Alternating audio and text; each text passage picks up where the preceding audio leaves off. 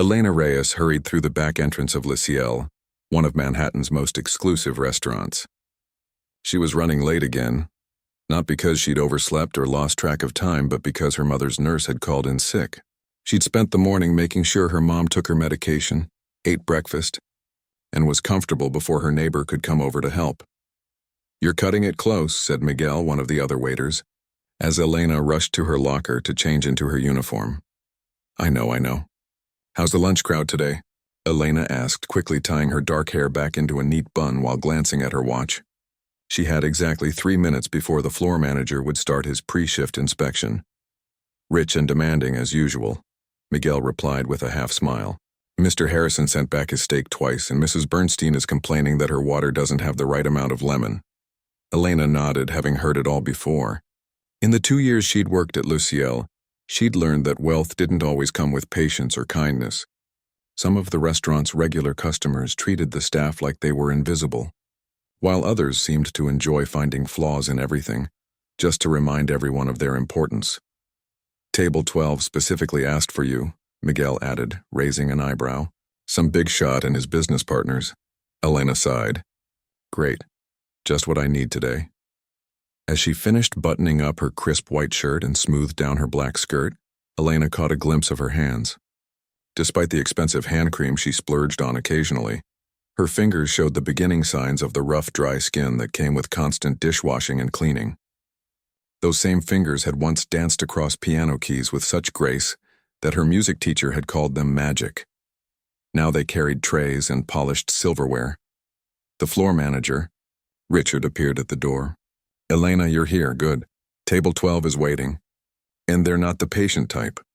"On my way," Elena said, quickly applying a touch of lip balm, the only makeup she had time for.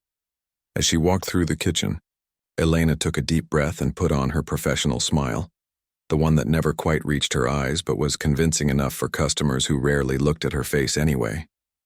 She had gotten good at becoming what people expected: efficient, pleasant, and forgettable. Table 12 was in the corner by the window, offering one of the best views of Central Park. 4 men in expensive suits sat around it, their conversation pausing as Elena approached.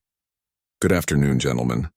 Welcome to Le Ciel. My name is Elena and I'll be taking care of you today," she said, her voice slipping into the polished, slightly formal tone she used for work.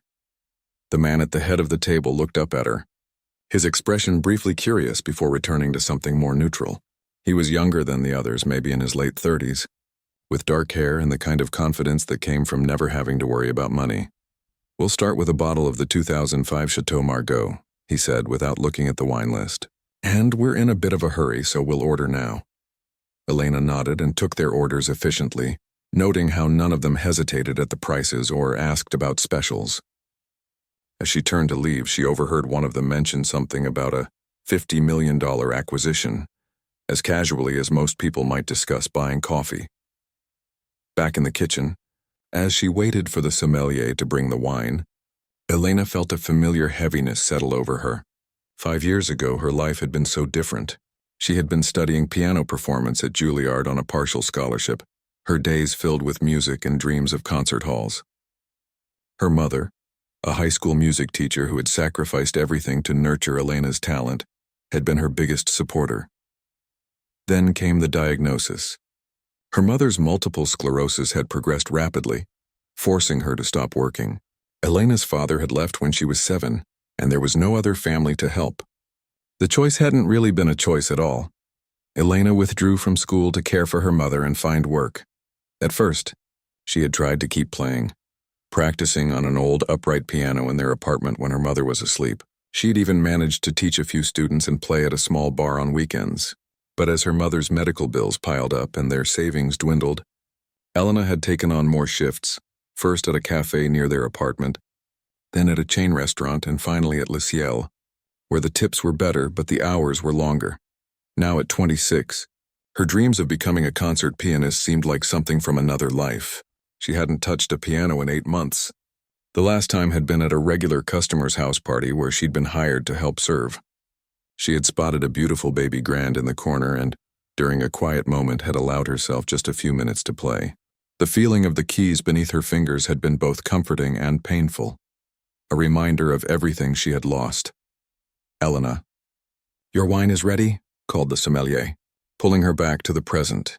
She carried the expensive bottle to table 12, going through the ritual of presentation and pouring with practiced ease.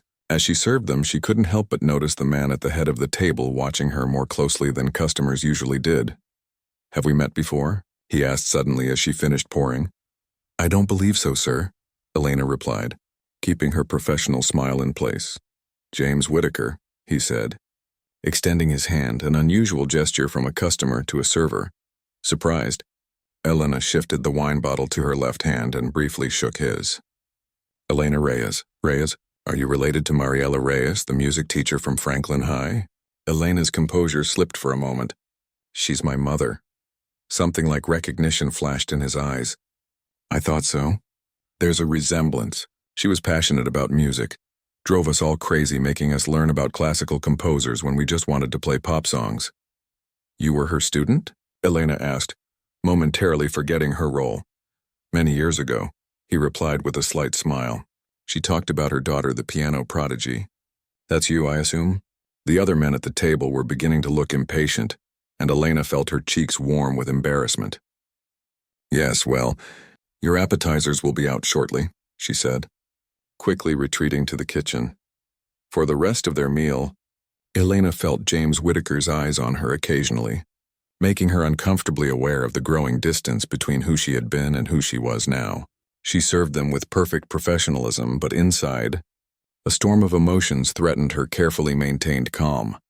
As they finished their meal, Whittaker requested the check directly from her instead of signaling to Richard as most VIP customers did. "How is your mother doing?" he asked as she processed his credit card.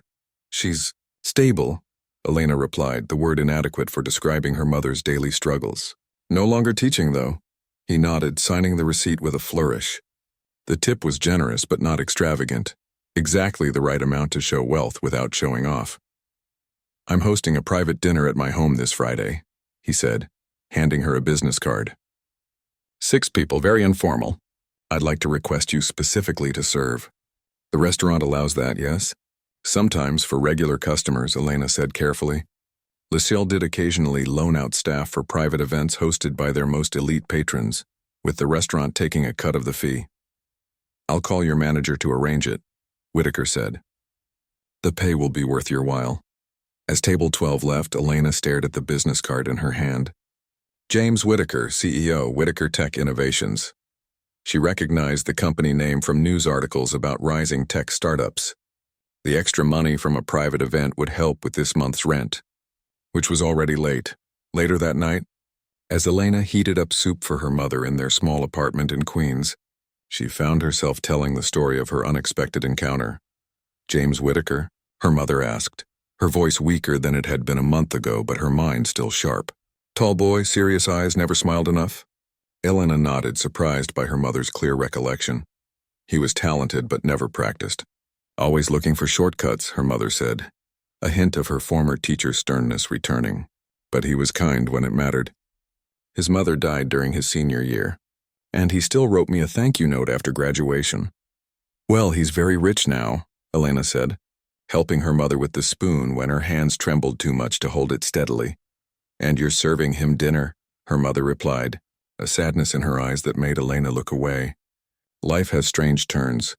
"It's just temporary, Mom," Elena said, the same thing she'd been saying for years now. "Once your new treatment starts working and things stabilize, you'll go back to your music," her mother finished for her. "I know, dear." They both knew it wasn't true. The new treatment was expensive, even with insurance, and there was no guarantee it would work better than the previous ones. Elena's dreams of returning to Juilliard had faded long ago, replaced by more immediate concerns: making rent, paying for medications, keeping her mother comfortable. After her mother fell asleep, Elena sat by the window of their apartment looking out at the city lights.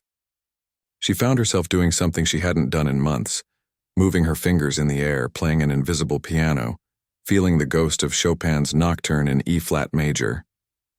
Her hands remembered what her mind tried to forget, that once music had been as natural to her as breathing. The business card from James Whittaker sat on the table beside her. Friday's private dinner would pay well, and they desperately needed the money. Yet something about the way he had looked at her, with recognition of who she had been, not just who she was now, left her feeling exposed. Elena closed her eyes and let her hands fall still. Tomorrow would bring another double shift, more demanding customers, more pretending that this life was enough. But for just a moment, she allowed herself to remember the feeling of sitting before a piano, the world falling away as her fingers brought beauty into being. Then, with a deep breath, she put those memories away again. There was no use dwelling on what couldn't be changed. She had bills to pay and a mother who needed her. Music, like so many dreams, would have to wait. Friday evening arrived faster than Elena had expected. The past few days at the restaurant had been a blur of orders, demanding customers and long hours on her feet. She'd picked up an extra lunch shift to make up for the time she'd be spending at Whitaker's dinner party, leaving her exhausted but grateful for the extra tips. "Are you sure about this?" her mother asked as Elena got ready in their small bathroom, applying a touch of mascara and lip gloss. It was more makeup than she usually wore for work, but private events at a client's home were different from the restaurant. "It's good money, Mom," Elena replied, smoothing down her hair. 6 hours of work for what I'd make in 2 full days at Ciel. Her mother watched her from the doorway, leaning on her walker. "I don't like the idea of you serving that man in his home. There's something off about it." Elena smiled at her mother's protective instinct. Mr. Whitaker seemed perfectly professional. Besides, Richard will be there too. The floor manager had been assigned to oversee the event, as was standard practice for Ciel's private functions. "Just be careful," her mother said softly. "People with money sometimes think they can buy anything or anyone." "I'm just serving dinner, Mom," Elena said, kissing her mother's cheek. "And Miss Porter from next door will be here with you until I get back." The taxi ride to James Whitaker's penthouse in Upper East Side took longer than expected due to Friday evening traffic. Elena watched the buildings grow more impressive as they drove deeper into one of the city's wealthiest neighborhoods. When they finally arrived at Whitaker's building, she felt a flutter of nervousness in her stomach. The doorman eyed her Ciel uniform and directed her to the service entrance with barely concealed disdain. As she rode up in the service elevator, Elena reminded herself that this was just another job. The only difference was the location. Richard was already there when she arrived, directing the 2 other servers and a bartender in the massive kitchen. "You're late," he said, checking his watch. "Traffic," Elena explained, quickly putting on the white serving gloves required for private events. "Mr. Whitaker asked about you specifically," Richard said, lowering his voice. "Apparently you made quite an impression at the restaurant. Remember, these are important clients for Ciel. Whatever they want, they get. Within reason, of course." Elena nodded, feeling uncomfortable with the attention. "What's on the menu tonight?" 8-course tasting menu. Chef Pascal is handling everything himself," Richard replied, gesturing to the renowned head chef of Ciel, who had been brought in for the occasion. "You'll be serving Mr. Whitaker and his guests directly." The penthouse was breathtaking. Floor-to-ceiling windows offered a panoramic view of the city, and the furniture looked like it belonged in a design magazine. As Elena helped prepare the dining room, she noticed a large grand piano in the corner of the living room. It was clearly expensive, its polished black surface gleaming under the recessed lighting. Her fingers itched at the sight of it, a physical reaction she couldn't control. It had been so long since she'd played anything other than the cheap keyboard she kept hidden under her bed. That piano probably cost more than she would make in 10 years. "Beautiful, isn't it?" a voice said behind her. Elena turned to find James Whitaker watching her, dressed casually but expensively in what looked like a simple sweater that probably cost more than her monthly rent. "Yes, it is?" she replied professionally, stepping away from the piano. "The dining room is almost ready for your guests, sir. Steinway Model D," he continued as if she hadn't spoken. "Concert Grand. The same model used at Carnegie Hall." The mention of Carnegie Hall stung more than it should have. Once she had dreamed of playing there. "Do you play, Mr. Whitaker?" she asked, trying to keep the conversation polite and impersonal. "Barely," he said with a slight smile. "I keep it mostly for show, I'm afraid. A symbol of culture I don't actually possess." Elena wasn't sure how to respond to his unexpected honesty. "But you play, don't you?" he asked, his eyes studying her with unusual intensity. "My mother mentioned your talent often." I used to, Elena said shortly, uncomfortable with the personal turn of the conversation. Your guests should be arriving soon. Is there anything specific you'd like me to attend to before they arrive? Whitaker seemed about to say something else, but the doorbell rang, saving Elena from whatever it was. We'll talk more later, he said before going to greet his first guest. The dinner party consisted of Whitaker and 5 guests, 3 men and 2 women, all dripping with wealth and power. Elena recognized one of them as a famous hedge fund manager, whose picture occasionally appeared in the business section of newspapers. Another was a well-known art collector, whose gallery openings were covered by society pages. As Elena served each course, she maintained the perfect balance of being present when needed and invisible when not, a skill she had mastered at Le Ciel. The conversation flowed around her as if she weren't there, touching on subjects that highlighted the vast difference between her world and theirs. Vacation homes in the Hamptons, private jets to Paris for weekend shopping trips, and investments worth millions. James, darling, when did you become such a foodie? Asked one of the women, a blonde in her 40s wearing diamonds that caught the light with every movement of her hands. This dinner is exquisite. I can't take credit, Whitaker replied smoothly. Le Ciel handled everything, including the charming staff. He glanced at Elena as she poured wine, making her feel suddenly self-conscious. Speaking of charm, said one of the men, his speech slightly slurred from the multiple cocktails he'd consumed before dinner. Isn't that a Steinway over there? Someone should play something. Dinner entertainment. I'm afraid I'd butcher anything I attempted, Whitaker said with a self-deprecating smile. My piano teacher, Ms. Reyes, would be horrified at how little of her instruction stuck with me. Elena tensed at the mention of her mother's name, nearly spilling the wine she was pouring. She quickly recovered, but not before Whitaker noticed her reaction. Reyes? Said the art collector, looking thoughtful. Wasn't there a young pianist by that name at Juilliard a few years back? I remember attending a student recital. Extraordinary talent. Elena kept her eyes down, focusing on serving the dessert course with steady hands despite her racing heart. How had the conversation suddenly turned to her? Indeed there was, Whitaker said, his eyes not leaving Elena's face. In fact, we have a connection to that very pianist right here in this room. The table fell silent, everyone looking around in confusion. Elena, Whitaker said, gesturing toward her, would you introduce yourself properly to my guests? Put on the spot, Elena had no choice but to respond. I'm just here to serve dinner, Mr. Whitaker, she said quietly. Elena studied at Juilliard, Whitaker continued as if she hadn't spoken. Her mother was my high school music teacher. Apparently talent runs in the family. The guests all turned to look at her with new interest, making Elena feel like an exotic animal in a zoo. You're a pianist?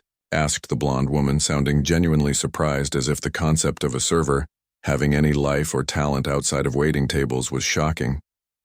I was, Elena said shortly. If you'll excuse me, I need to check on the next course. She retreated to the kitchen, her cheeks burning with embarrassment and anger. In the kitchen, she took deep breaths, trying to calm herself. Richard noticed her distress. Everything all right out there? Fine, she said automatically. Just need to prepare the coffee service. When she returned to the dining room with coffee and petit fours, the conversation had moved on to other topics, much to her relief. But as the evening progressed and the wine flowed freely, one of the men, the one who had mentioned the piano earlier, returned to the subject. James, you can't tease us about having a concert pianist serving us dinner and then not have her play something, he said, louder than necessary. I want to hear if she's as good as you implied.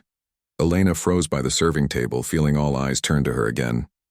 That's an excellent idea, said Whitaker, setting down his wineglass. Elena, would you favor us with a piece? I'm here as a server, Mr. Whitaker, Elena said firmly, though her heart was pounding. And I haven't played seriously in years. Oh, come on, urged the blonde woman. Just a little something. It would be such a treat.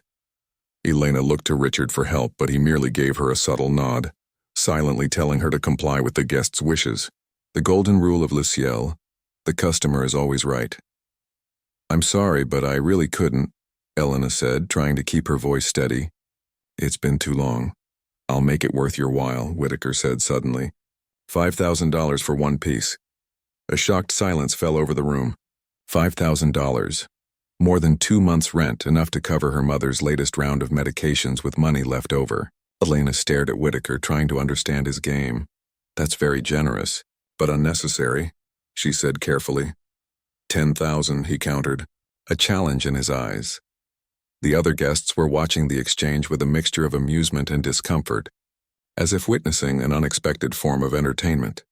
"James, you're embarrassing the poor girl," said the art collector, though he looked more intrigued than concerned. "I'm not trying to embarrass anyone," Whitaker replied, his eyes still locked with Elena's. "I'm simply curious if Elena Reyes is still the prodigy her mother believed she was." In that moment, Elena understood what was happening. This hadn't been a coincidence. Whitaker had recognized her name at the restaurant. He had requested her specifically for this dinner. This had been his plan all along, to put her on display for his wealthy friends to see if the waitress could actually play. She should refuse. Walk away with her dignity intact. "But $10,000? One piece," she said finally, her voice quiet but firm. "And then I return to my duties. And I'd like the payment up front." A smile spread across Whitaker's face, triumphant and yet somehow tinged with something else. Respect, perhaps. He pulled out his checkbook without hesitation and wrote a check, signing it with a flourish before handing it to her. Elena took it, folded it carefully, and placed it in her pocket. Then, removing her serving gloves and straightening her shoulders, she walked toward the piano that had been calling to her since she'd first seen it. As she sat down on the bench, adjusting it to the right height out of long-ingrained habit, she could feel the guests watching her with curious, slightly condescending smiles. They were expecting her to be mediocre, a server playing at being a musician for their amusement. Elena closed her eyes for a moment, letting her fingers rest lightly on the cool ivory keys. It had been so long, and yet her hands remembered. They always remembered. She took a deep breath and began to play. Elena's fingers touched the keys and the world around her faded away. The judgmental stares, the wealthy guests, the embarrassment, all of it disappeared the moment music filled the room. She had chosen Rachmaninoff's Piano Concerto No. 2, starting with those famous opening chords, deep, resonant, and powerful. It was a piece she had performed countless times during her years at Juilliard, one that lived in her muscle memory. The notes flowed from her fingers as if she had never stopped playing, as if the past 5 years of serving tables and counting tips had never happened. At first, there was a slight stiffness to her playing, her fingers remembering but slightly rusty from disuse. But within moments something awakened inside her, that part of her soul that had been dormant for too long. The music took over and Elena surrendered to it completely. The conversations in the room stopped instantly. Wine glasses paused midway to lips. The smug expressions on the guests' faces gave way to surprise, then disbelief, and finally awe.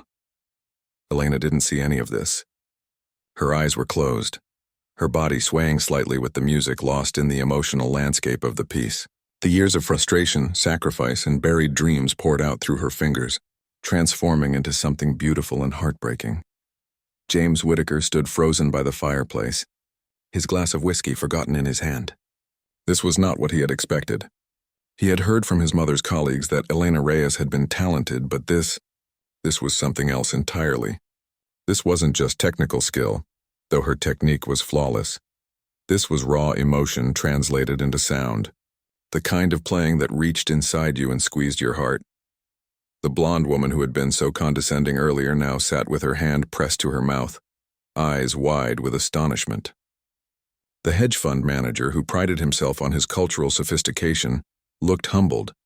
The art collector leaned forward in his chair, completely captivated, recognizing true artistry when he saw it. As Elena moved into the more delicate middle section of the piece, her touch became lighter, more tender. Her face, which had been tense with concentration, softened into an expression of pure joy. This was where she belonged, who she was meant to be. Not a server carrying trays and taking orders, but a musician speaking through the piano. In the kitchen, the other servers and Chef Pascal had stopped their work, drawn by the music flowing through the penthouse. Richard stood in the doorway between the kitchen and dining room, watching with his mouth slightly open. In all the years he'd known Elena, all the times he'd barked orders at her or criticized her service, He had never imagined she possessed this kind of talent. The piece built toward its climax, Elena's hands flying across the keys with increasing intensity. The grand piano responded to her touch perfectly, its rich tones filling every corner of the penthouse. When she finally reached the thunderous conclusion, her whole body seemed to pour the last of its energy into those final, triumphant chords. Then, silence. For several seconds, no one moved or spoke. The absence of music felt almost painful after what they had just experienced.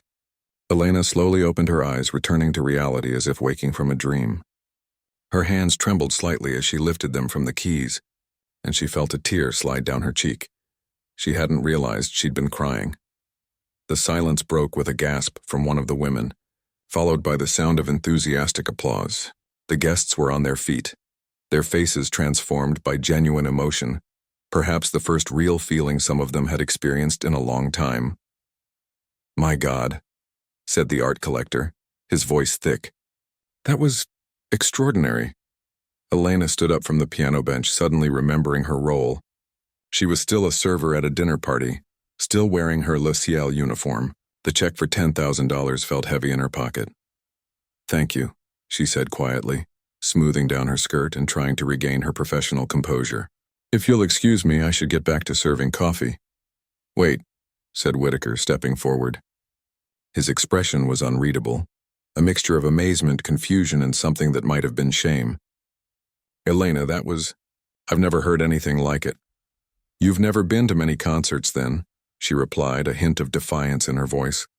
"No, I've been to plenty," he said, shaking his head. "At Carnegie Hall in Vienna and Paris, but that was different, that was real." Elena wasn't sure how to respond. This wasn't how she had expected the evening to unfold. She had anticipated playing something simple, collecting her money and returning to her duties with her dignity somewhat intact. She hadn't planned on pouring her heart out to a room full of strangers who had been mocking her moments before. "I believe I fulfilled my part of the bargain," she said, her voice steadier than she felt. "Now, if you don't mind, I have a job to do." She turned to walk back toward the kitchen, but was stopped by one of the guests, the older man who had been introduced as Philip Thornton, the art collector. "Young lady," he said, his expression serious, "do you have any idea who I am?" Elena shook her head. She recognized his face from magazines, but celebrity names had never been her strong suit. "I'm on the board of the New York Philharmonic," he said, "and I'd like to speak with you about your future." "My future is serving your dessert," Elena replied, trying to keep the bitterness from her voice. "The kitchen is waiting for me." "No," said Whitaker suddenly. "No, they're not." He turned to Richard, who still stood in the doorway looking stunned. "Your server is done for the evening. She's now my guest." Richard opened his mouth to protest, then closed it again. One did not argue with a client who spent as much at Le Ciel as James Whitaker. "Of course, sir," he said, finally nodding to Elena. "We can manage without you." Elena felt a flash of panic. This wasn't how things were supposed to go. She needed this job, needed the security of her routine. "Mr. Whitaker, I can't just—" "Please," he said. And for the first time that evening, there was no trace of arrogance in his voice. "Just a simple request. Sit down. Have a glass of wine. Talk to Philip." Reluctantly, Elena allowed herself to be guided to an empty chair at the table. The blonde woman, whose name Elena had now forgotten, poured her a glass of the expensive wine she had been serving all evening. "How long has it been since you played regularly?" asked Philip, his tone gentle but intense. 5 years, Elena replied, feeling strange to be sitting at the table rather than standing beside it. "Since my mother got sick." "And where did you study?" "Juilliard." "For 2 years before I had to withdraw." The table fell silent again. 2 years at Juilliard was no small achievement. To have walked away from that kind of opportunity spoke volumes about the seriousness of her situation. "Your mother, she has MS, doesn't she?" asked Whitaker quietly.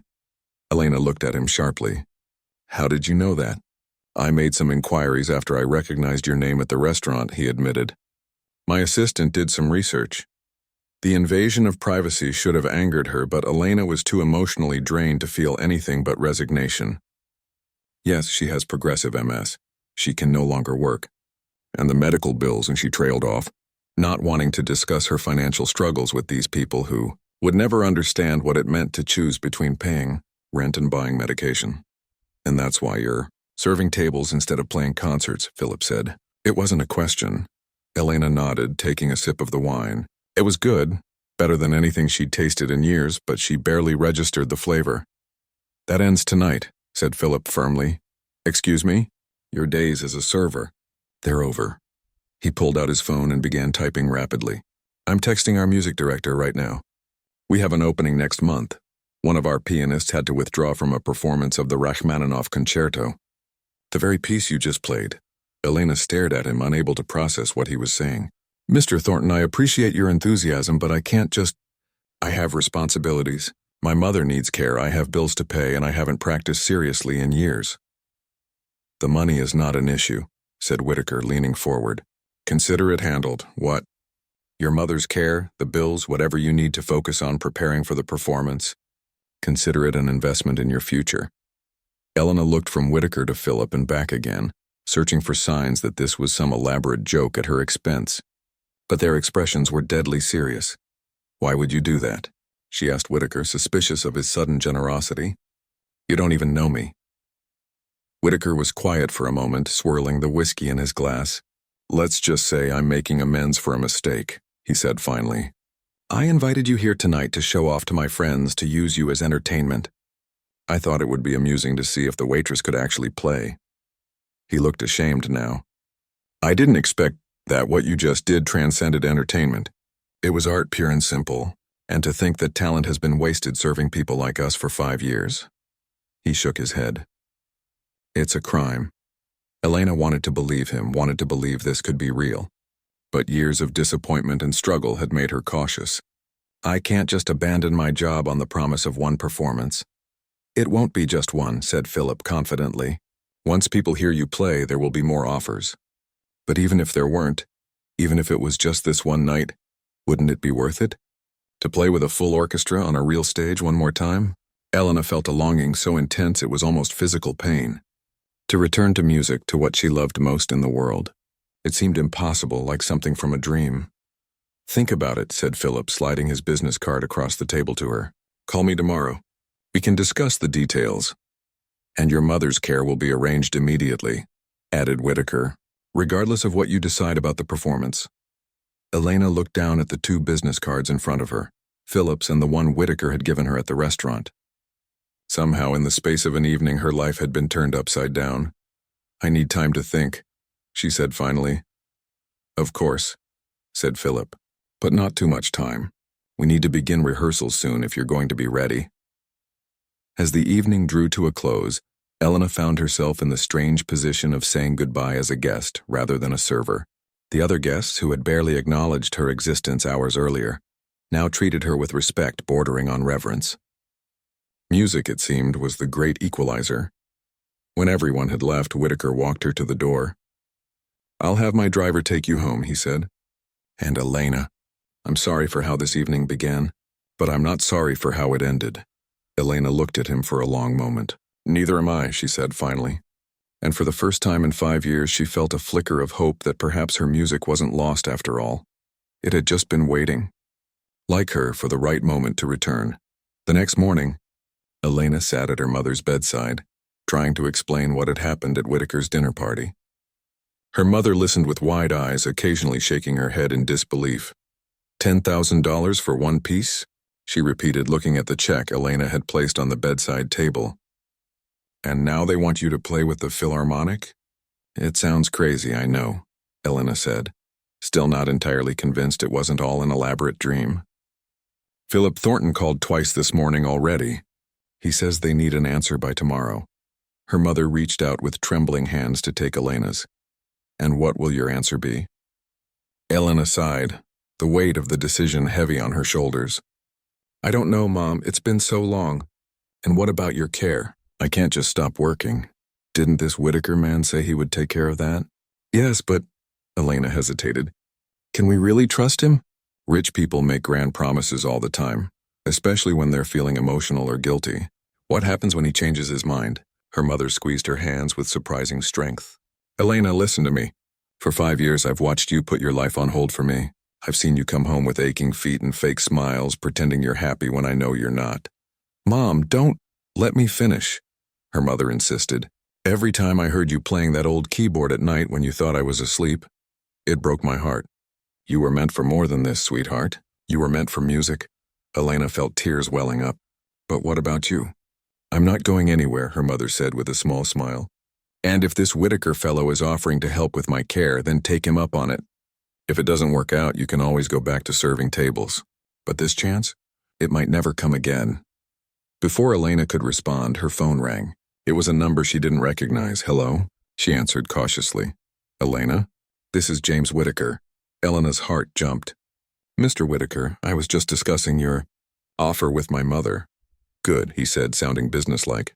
I've taken the liberty of arranging for a home health care service to visit you today. They're the best in the city. They work with several of my executive staff members' families. Elena was speechless for a moment. That's very generous, but it's not generosity, Whitaker interrupted. It's an investment, as I said. I've also set up a trust fund to cover your mother's medical expenses for the next 3 years. The paperwork will be delivered this afternoon for both of you to review. Why are you doing all this? Elena couldn't help asking. One piece of music can't be worth this much trouble. There was a pause on the other end of the line. When I was 17, Whitaker said finally, your mother caught me cheating on a music history test. Instead of failing me, which would have meant I couldn't graduate, she made me come to school early every morning for a month to learn about classical composers. I hated it at first, but by the end I'd developed a real appreciation for music. He paused again. The day before graduation, she gave me a CD of Vladimir Ashkenazy playing Rachmaninoff.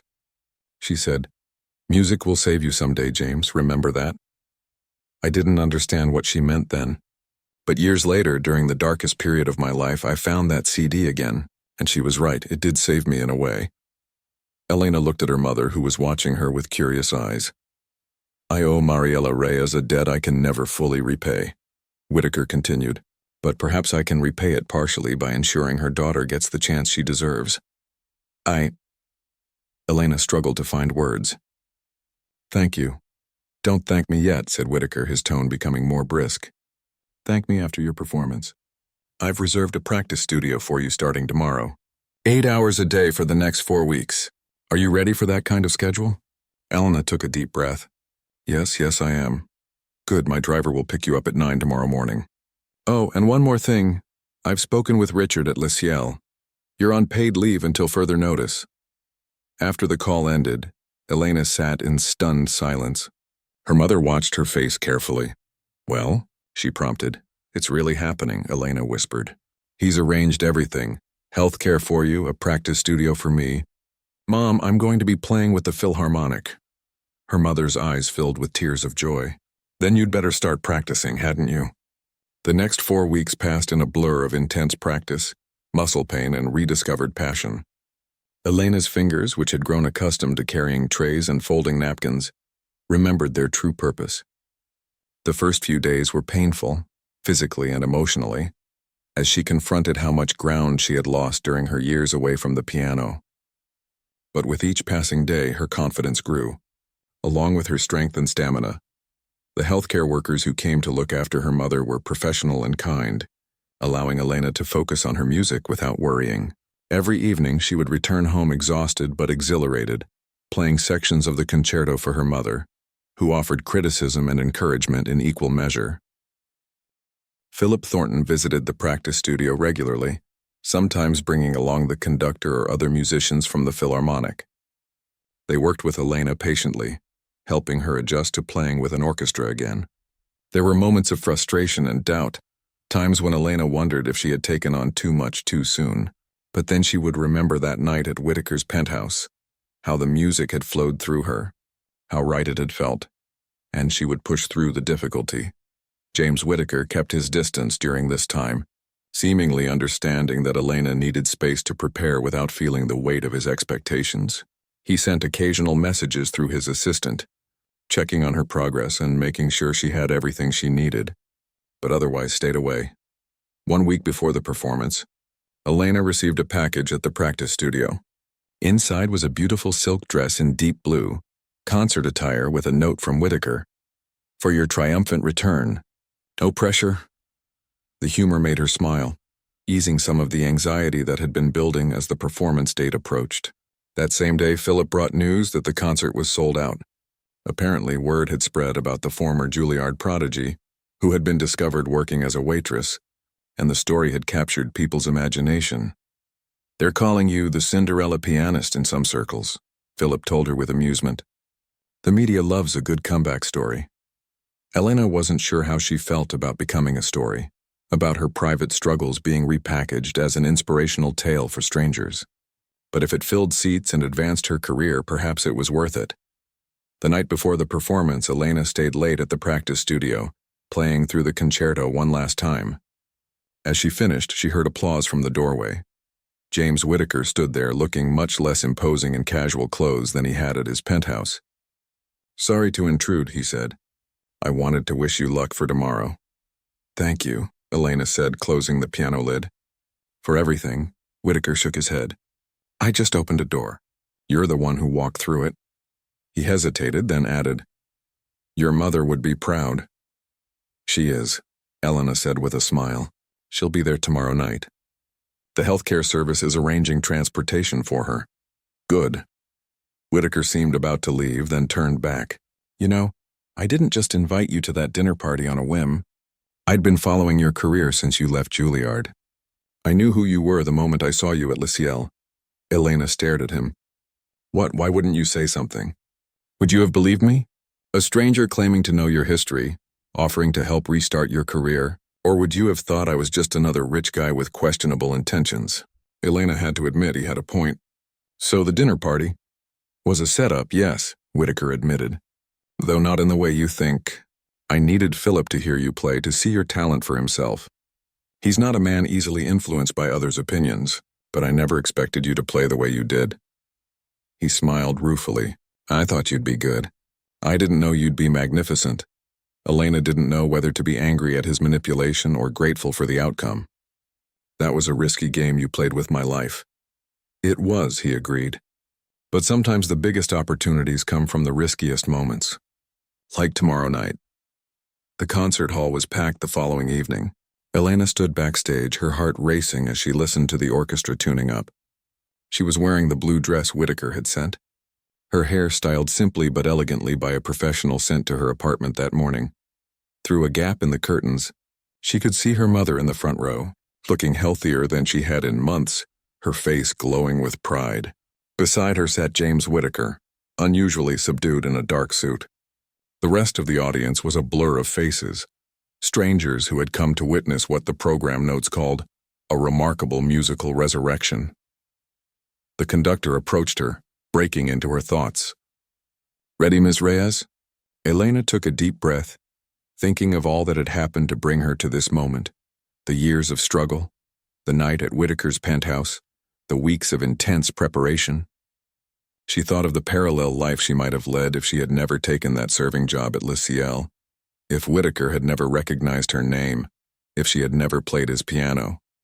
"Yes," she said finally, "I'm ready." As she walked onto the stage to thunderous applause, Elena felt a strange sense of coming home. The grand piano waited for her, gleaming under the stage lights. She took her seat, adjusted the bench, and looked up at the conductor. The orchestra began the introduction to Rachmaninoff's Piano Concerto No. 2. Elena waited for her cue, her fingers poised above the keys. In that moment of anticipation, she caught her mother's eye in the audience and saw all the love and sacrifice that had brought her here. Then she began to play, and once again, the world fell away. There was only the music, not a performance now, but a conversation between her, the orchestra, and every person in the audience. A conversation about loss and discovery, about dreams deferred but not abandoned, about second chances. Elena played with her whole heart, not for the critics or the audience or even for Whittaker, who had made this night possible. She played for her mother who had given up so much for her, and she played for herself, for the girl who had once believed that music could change lives because sometimes, in the most unexpected ways, it could. 3 years had passed since that life-changing night at the Philharmonic. Elena stood at the window of her apartment, looking out at the Manhattan skyline. Not the same tiny apartment in Queens where she had once struggled to pay rent, but a spacious one-bedroom with large windows and, most importantly, room for a baby grand piano. The morning sun glinted off the polished black surface of the instrument, a gift from the Philharmonic after her first full season as their featured soloist. On the wall hung framed posters from her performances around the country, alongside a few international tour dates. A shelf held various awards and a collection of glowing reviews that her mother had carefully clipped and preserved. Elena's phone buzzed with a text message. It was from her agent, confirming details for her upcoming recording session. Even after 3 years, she sometimes had to pinch herself to believe this was really her life. The door to the second bedroom opened, and her mother emerged, moving slowly but steadily with the help of a walker. The advanced treatments that Whitaker had arranged access to hadn't cured her MS, but they had slowed its progression significantly, giving her better quality of life than they dared hope for. "Big day today?" her mother asked, making her way to the kitchen where Elena had already prepared tea. "Just finalizing some details for next week's recording," Elena replied, helping her mother into a chair. "How did you sleep?" "Well enough," her mother said with a small smile. "I was remembering your father last night. How he used to dance with you standing on his feet when you were little." "Before he left." Elena nodded. Memories of her father bittersweet but no longer painful. So much had changed in 3 years, including her ability to look back at her life with perspective rather than regret. The buzzer rang, and Elena checked her watch. "That'll be Dr. Chen for your checkup," she said, pressing the intercom to let the doctor in. As her mother had her weekly examination, Elena retreated to the piano, playing softly, not practicing, just enjoying the feel of the keys beneath her fingers. The joy of playing had never diminished, not through countless rehearsals, performances, and recording sessions. If anything, it had grown stronger with time and freedom from financial worry. Her phone rang, interrupting her reverie. The screen showed a name that still gave her mixed feelings. James Whitaker. "James," she answered, her tone friendly but reserved. Their relationship had evolved over the years into something like friendship, though Elena had never fully forgotten how their paths had first crossed. "Elena," he replied, "I hope I'm not interrupting your practice." "Not at all. Just playing around." She paused. "How's Tokyo?" "Busy. The tech conference went well, but I'm ready to come home." There was a brief silence. "Have you thought about my proposal?" Elena sighed. This had been a point of contention between them for months. "I have, and my answer is still the same. I appreciate the gesture, but I don't need your foundation to endow a scholarship in my name." "It wouldn't be in your name only," Whitaker said, a hint of frustration in his voice. "It would honor your mother, too. The Mariella and Elena Reyes Scholarship for musicians facing financial hardship or family health crises. Think of how many talented people are in the exact situation you are in, forced to choose between their gift and their family responsibilities." Elena ran her fingers along the edge of the piano. "I understand that, and it's a worthy cause. She hesitated. "You just don't want to be further obligated to me." Whitaker finished for her. "After all this time, you still see me as the rich guy who tried to humiliate you at a dinner party." "That's not fair," Elena protested, though there was some truth to his words. "I'm grateful for everything you've done. You know that. But I've worked hard to build my career on my own terms, to be known for my music rather than my story. A scholarship with my name attached to yours just feels like going backward instead of forward," Whitaker supplied. "Something like that." He was quiet for a moment. "What if it wasn't my foundation? What if it was entirely funded by the proceeds from your performances and recordings? Your story, your money, your decision about who receives help." This was a new angle. "You'd step back completely?" "Completely," he confirmed. "I'd provide the initial organizational structure through my contacts, but after that it would be yours to direct." "No strings, no Whitaker name anywhere near it." Elena considered this. She had been fortunate enough to achieve not just artistic success but financial security as well. Her recordings sold well, her concerts frequently sold out, and she had even composed some original pieces that had been well received by critics and audiences alike. The idea of using that success to help others in situations similar to her past struggles was appealing. "I'll think about it," she said finally. Properly this time. That's all I ask, Whitaker replied, and she could hear the smile in his voice. I'll be back in New York next week. Perhaps we could discuss it over dinner? Somewhere decidedly not my penthouse, Elena laughed. All right. But I choose the restaurant. Deal. After they hung up, Elena sat thinking about how dramatically her life had changed.